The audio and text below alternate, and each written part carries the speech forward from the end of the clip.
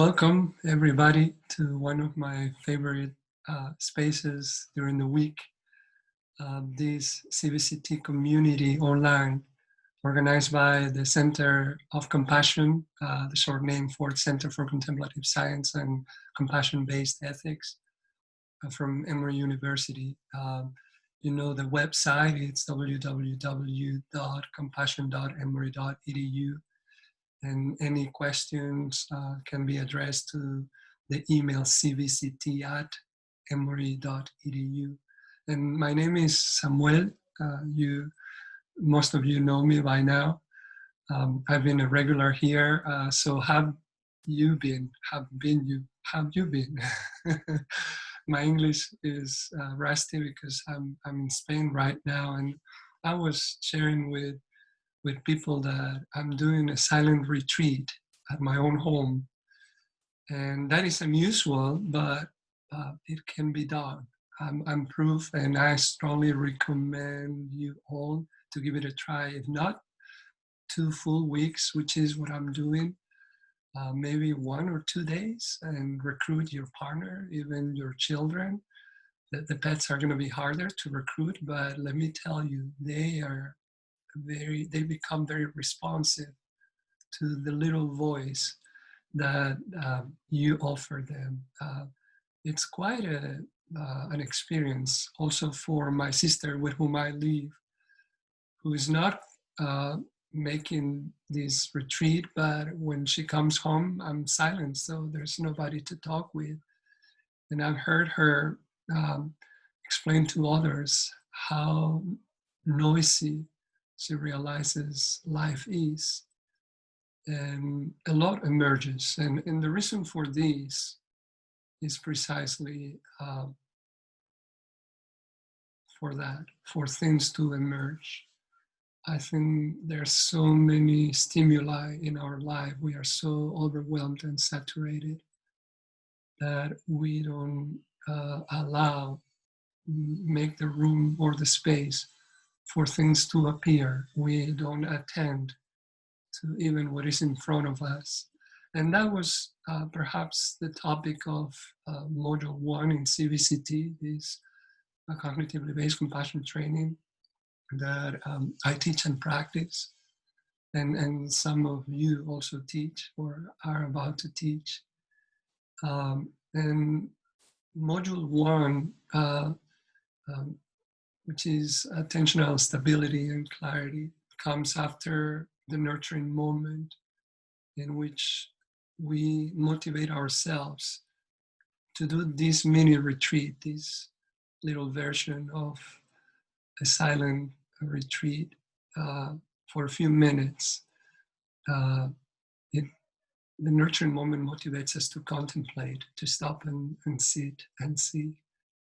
And it also sets the mood. It primes the brain for the comfort, the sense of security, which is what we are ultimately seeking, the sense of security that will give us the peace that comes with the clarity. The clarity of what? Of what we want, whatever we want in life. We want to be happy, and it can be defined in very basic biological terms. We want to be alive, we want to feel alive and fulfill this experience of being alive, or perhaps we want heaven in earth.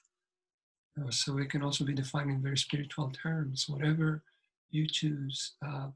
This is what we are about to practice. And in reality, we have had this experience, or we can imagine this experience. And so this is the nurturing moment. And all it is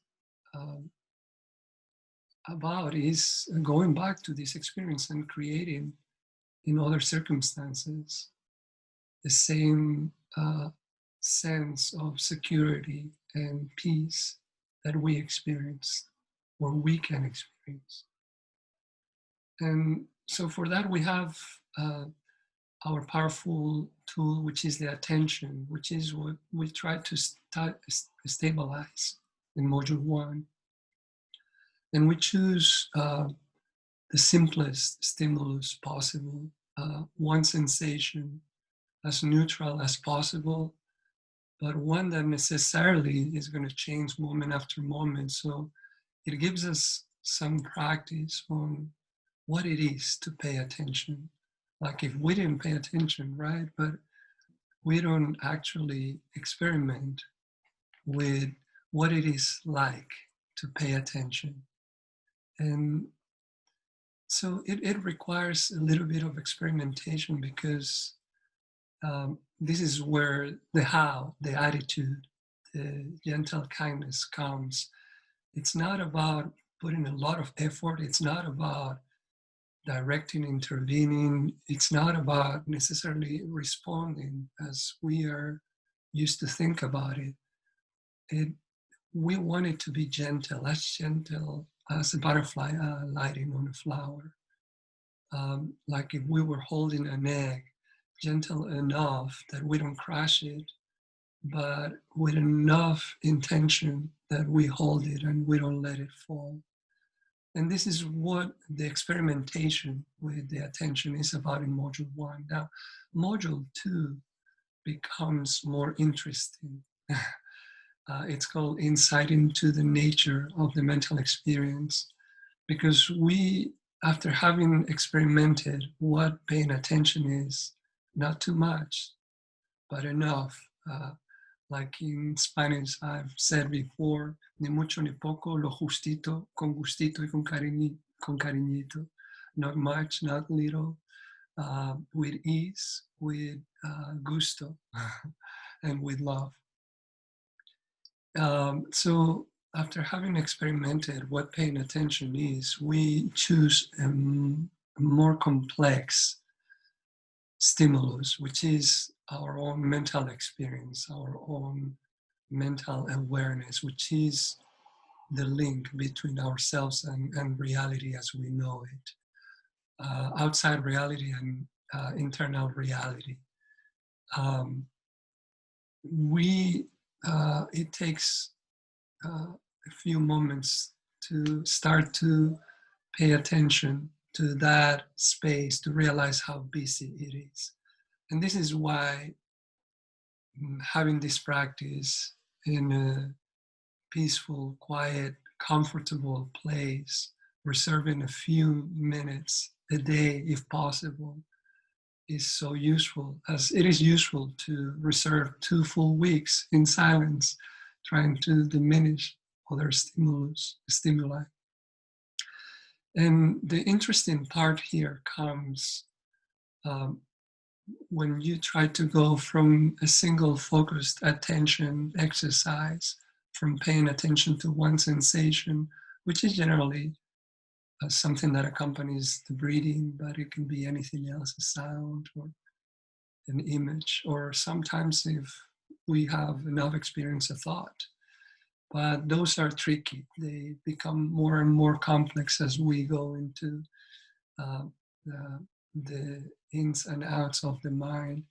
So once you have paid attention to something that is single focused, the idea is to no longer to direct the attention to that specific object, but to allow anything and everything to manifest as it comes, as it happens. So in a way, you allow distractions to fully unfold, but watch out because we don't want to become entangled in the stories uh, following the distractions. We don't want to become hijacked by, we don't want to uh, be taken by the stimulus or anything that comes to our mind. We want to stay vigilant. We want to, the limit of our response, of our willingness and power is to be aware that we are observing. So if something is uncomfortable in my body, I'm going to allow it, pay attention to it, but not become too entangled. So this is what we necessarily want to experiment, because it is not obvious.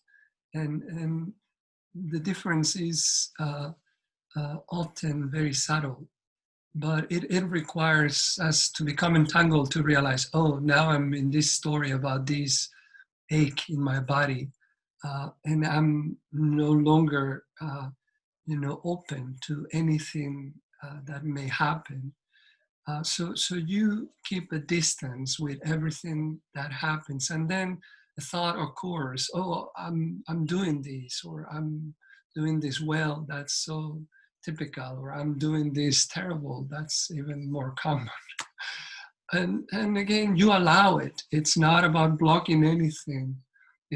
They are not no longer distractions. There's no a focus where you need to come back, other than the simple fact that we are paying attention. And then what it is that we are paying attention to, it's hard to name, uh, to put it into words, and true, uh, the saying, you name it, you tame it, is correct, but you name it and you limit it as well. But uh, I'll give it a try. What you observe then is perhaps yourself, the space of these things happening, uh, perhaps the process of paying attention. This is what you are observing really. Perhaps time, the flow of time. Um, so I encourage you to choose the words that describes better what you think we are doing. But you come to that uh, in two different ways, actually. And it took me a while to realize this, because you may be practicing module 1 or single focused attention, and sometimes, not often, but sometimes, you become so clear, uh, and you hold that. Um, you know that in Tibetan Buddhism they talk about the rope and the elephant, but I like to say it's a thread of silk. It's a silk thread. You hold that so clearly with that sensation, and only that sensation, and you see it change, and amusing features reveal, and suddenly that thing that you were paying attention is no longer the focus, but the fact that you are paying attention. And then you are again observing what? Observing time, observing the flow of this sensation, of observing yourself observing. So this is one way to get to module 2, this open observation. Another way is, and as it happens often, is your mind is busy. You try to pay attention to one single focus, and it keeps getting distracted. But you're experimenting. Oh, I'm putting too much effort, or I'm not making enough effort, and you just take another step willingly, and suddenly decide, okay, there's no focus. Everything is the focus, everything that happens. And for a while, you are like a fly, stopping a few seconds here and there until things start to uh, rest, to decrease. And this is why silence is so helpful, to really observe this space. But it's there all the time. This is the magnificent thing, because this space is the container of all these sensations, thoughts, emotions, and it contains things that we like, and it contains things that we don't like. And the fact that we like them is also part of this magnificent theater, where we can be just observers. And it's so helpful to observe what it is in front of you before you make a decision how to respond. To respond to do what? to build that sense of security and peace, to build happiness, to build heaven on earth, to build uh, your dreams. And when you observe, uh, you know, many helpful insights may happen, like we are only part of this infinitive web, interconnected with everything that's around us, human beings and nature.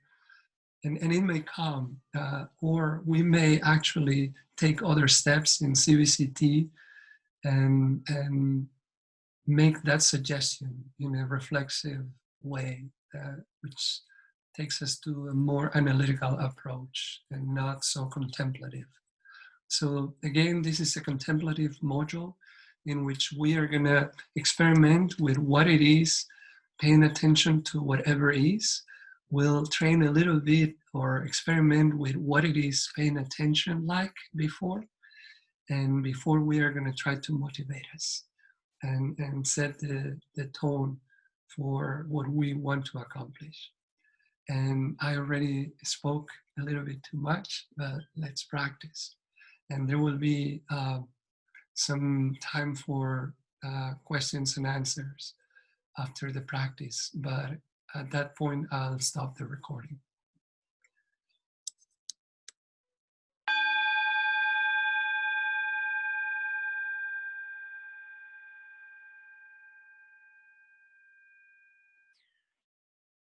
So the calm signals the entrance to this space of friendship, of security, where if we wish, we can allow ourselves to be vulnerable and to use everything we have, our talents, our flaws, in the construction of the world that we wish. And it's a very realistic task in which we use what we have and try to enter into this practice as comfortable, alert, and aware as possible. So I generally like to spend a few moments recognizing my physical space, my personal space right here, and then glimpse at my computer and recognize some of you there, sharing this space and this moment, which is different time in the US, in Spain, in other countries, but the same moment. And then I bring the attention to my posture, my physical body, and try to find a comfortable, relaxed posture on this solid floor that contains me. And I feel the weight of my body on the ground, and it is reassuring because I know that ground is not going to let me fall. It is secure. And on that floor, on that ground, I sit up like a king or a queen, honorable, but not rigid. So straight back is generally a good suggestion. We find a comfortable posture because we're going to spend a few minutes still. And stillness of the body is going to help stillness of the mind, which I will explain in a moment why that is interesting. We can open our chest, level our shoulders, and that will allow us also to breathe better. And breathing will keep us awake and alert, but also relaxed. Relaxed as the arms, with hands resting on our legs or next to our belly.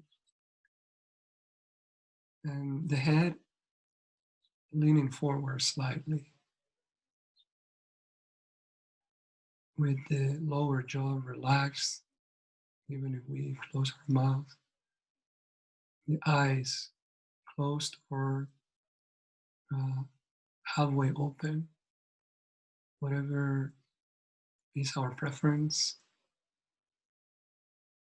At the beginning, when I started to practice, I used to close them, but now I prefer to keep them open to remind myself I'm not going anywhere.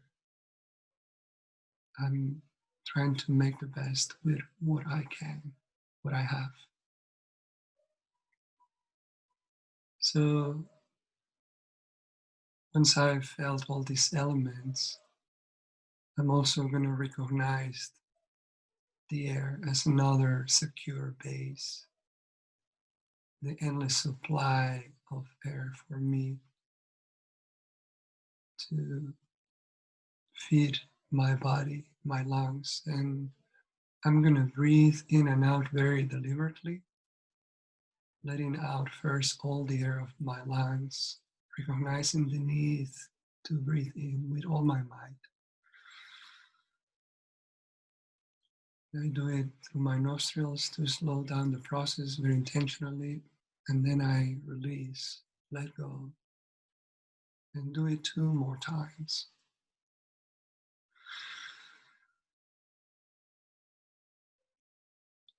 Feel the gift of the air in my body, in all the corners of my body, and feel the gift of releasing, letting go what I don't no longer need.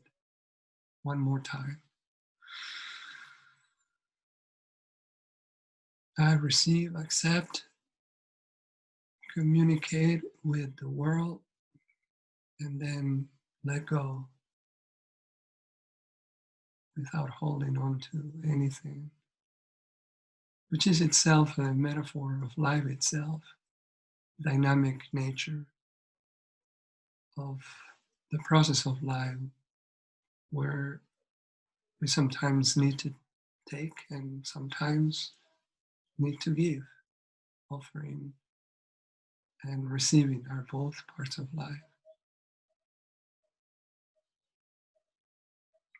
And then from the floor, through our posture, to the breath, let's go to what I call the third safe base, which is our intention. What are we doing here? What do we want to get out of this day, out of our lives?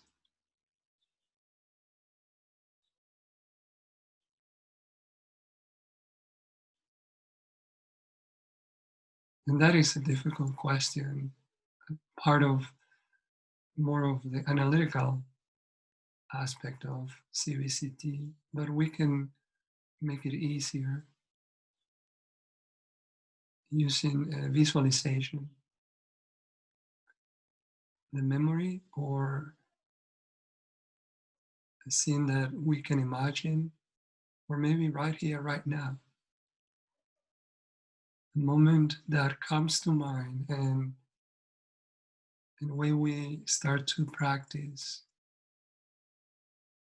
how to use our mind, we allow this moment to manifest and wait perhaps a few moments if it hasn't shown up already.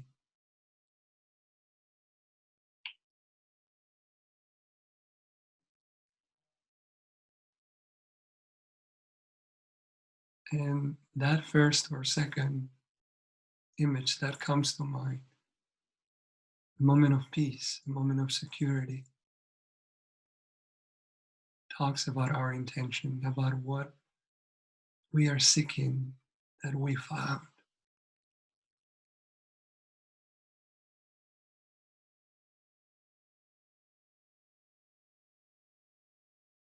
And we don't have to use words, but feel free to use them if you are, if you prefer your auditory sense, your words. But if you're visual, you can just review the images of that scene.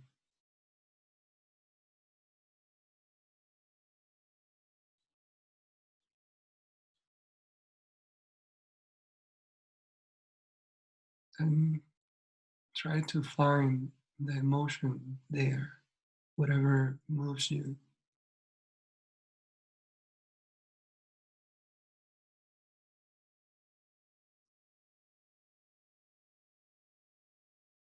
And allow it to saturate your body if possible, and rest in that sensation that was real, or is real, or can be made real, or it's becoming real now as we experience it.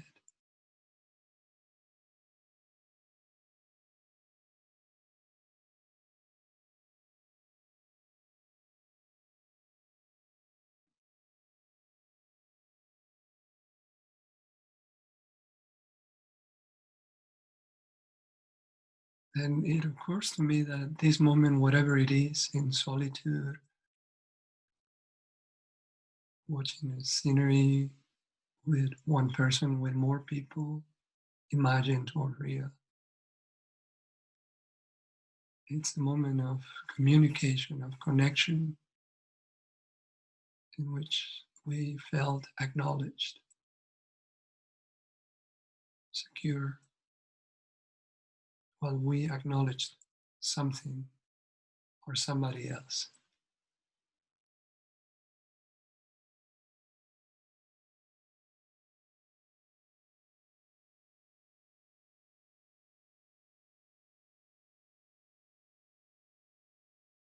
And this moment is the shape of what we are looking for in life.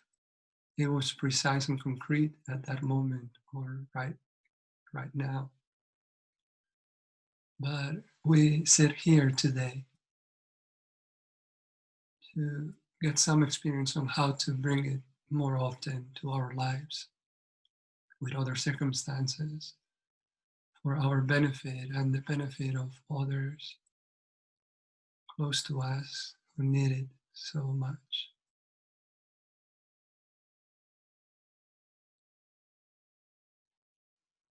And all we have is reality, reality that we may have not chosen, but how to intervene in this reality requires our full attention. And this is what we are going to practice in Module 1 of CBCT.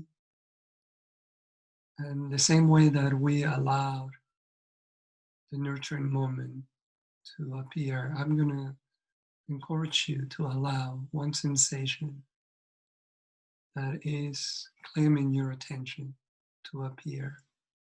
And it's, if you have done this before, it's generally one sensation accompanying the breath.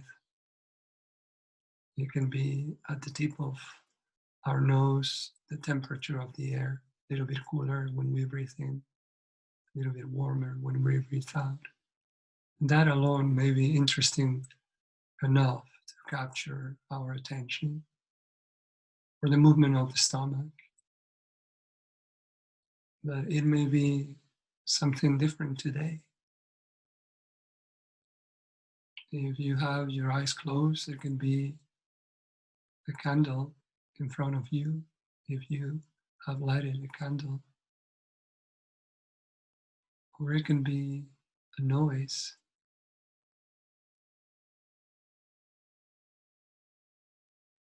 And I'm saying, I'm encouraging all of us to allow this sensation to choose us, because I would like to make emphasis on the fact that we are accompanying the sensation rather than directing and imposing our view.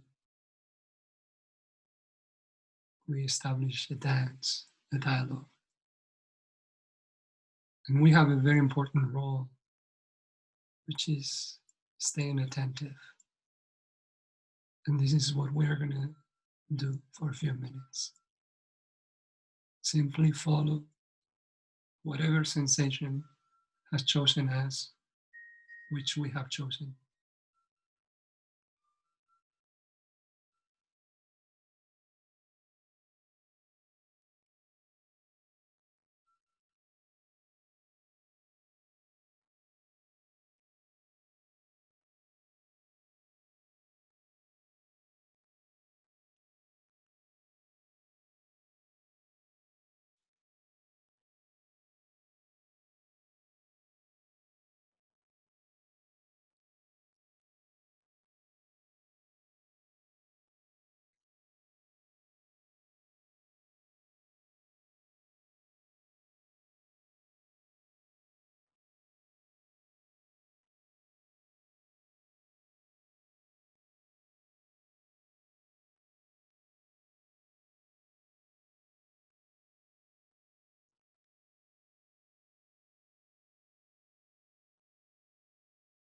And it takes no time to realize that there are many distractions, external or internal. And this is a golden opportunity to practice gentleness. There's not doing this well or badly. It's simply inevitable to get distracted. We are designed to become distracted with things that are important or not. We acknowledge that distraction and we simply bring back the attention to our sensation. And that, in a way, is the training for the next module, acknowledging and letting it go.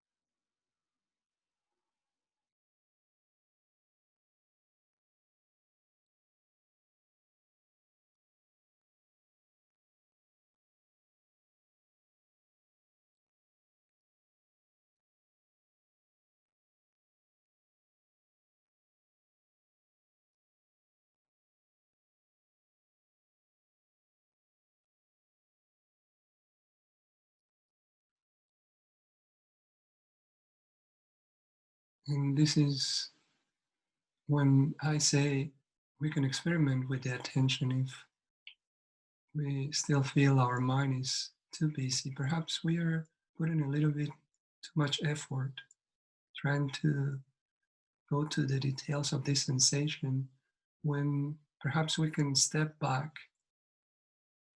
and simply rest in the pulse, the rhythm of the sensation, and not to take it so seriously. Or perhaps our challenge is the opposite, that we are feeling drowsy, almost too good, and we want to bring back the intention and take a step forward and look more closely to this sensation. We can also go back to the nurturing moment at any time, readjust the posture, or take a deep breath. We can also look up a few seconds and then resume the practice.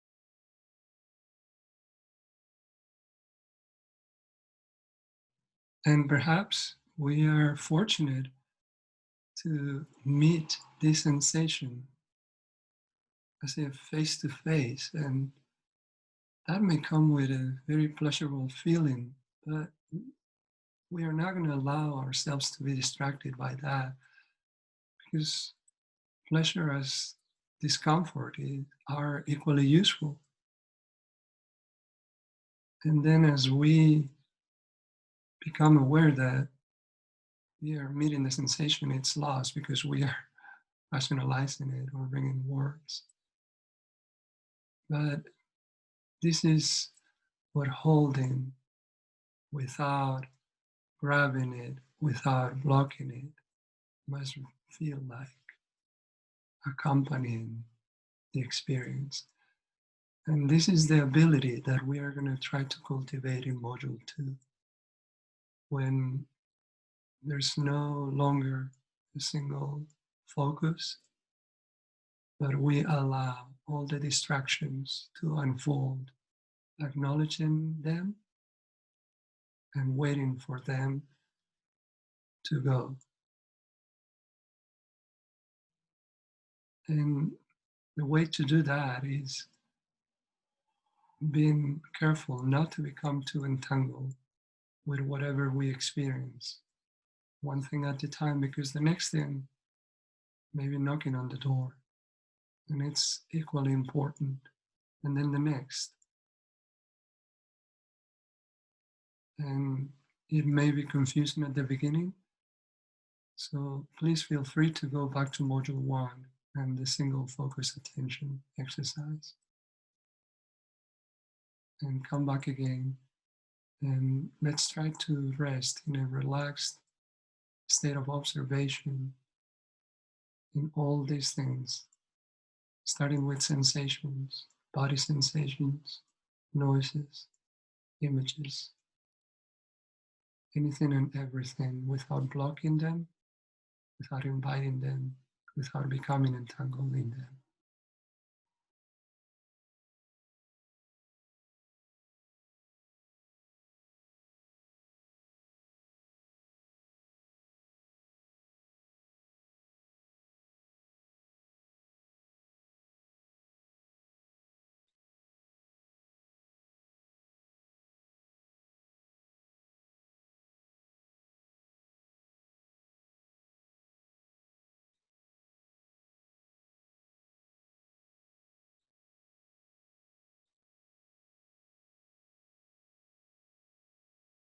At our own pace, we can also allow thoughts, emotions, feelings,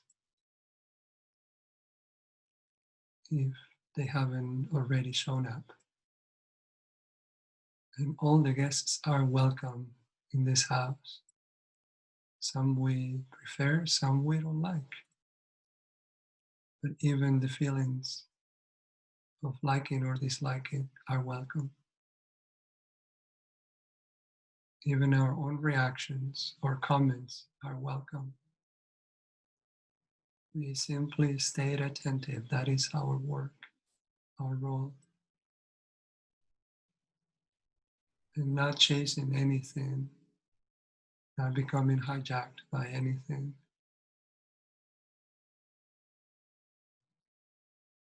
Tolerating everything, holding everything without grabbing it, without blocking it, accompanying everything.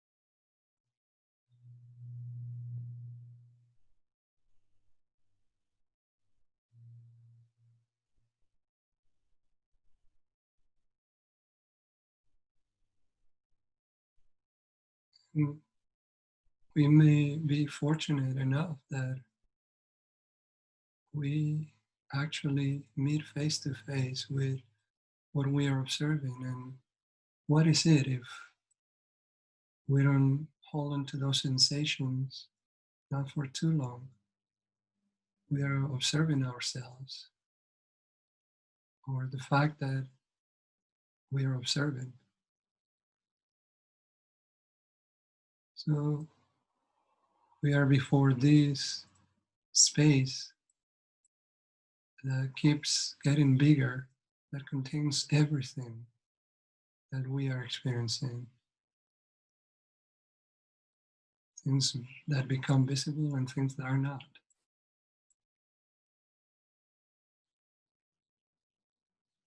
And when we start to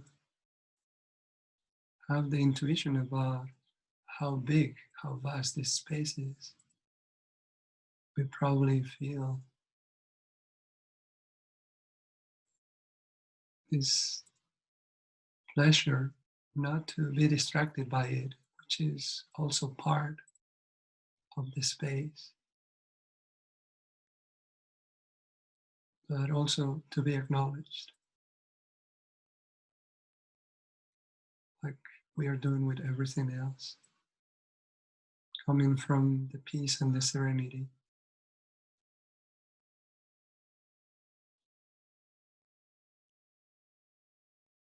of this vast space,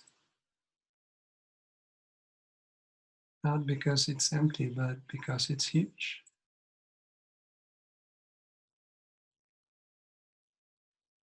And like a diver swimming in the ocean can get deeper and deeper while keeping sight of the surface where there are waves, ripples, even storms, but still feel the peace of the vast ocean. We can also perceive the ripples, the unpleasurable things, the pleasurable things, all these elements of this vast consciousness that we are.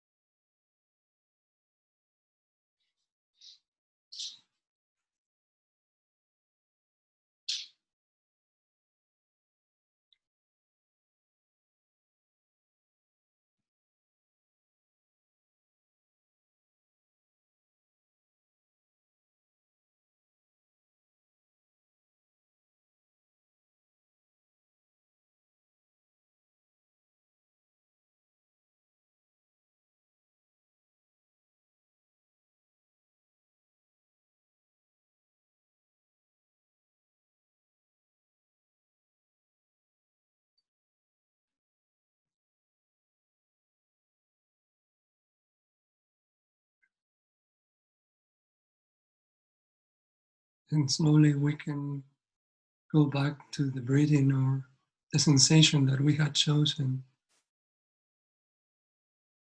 to experience the difference between an open attention and a focused attention. Both tools very important and necessary in our daily lives, which is where we want to go back.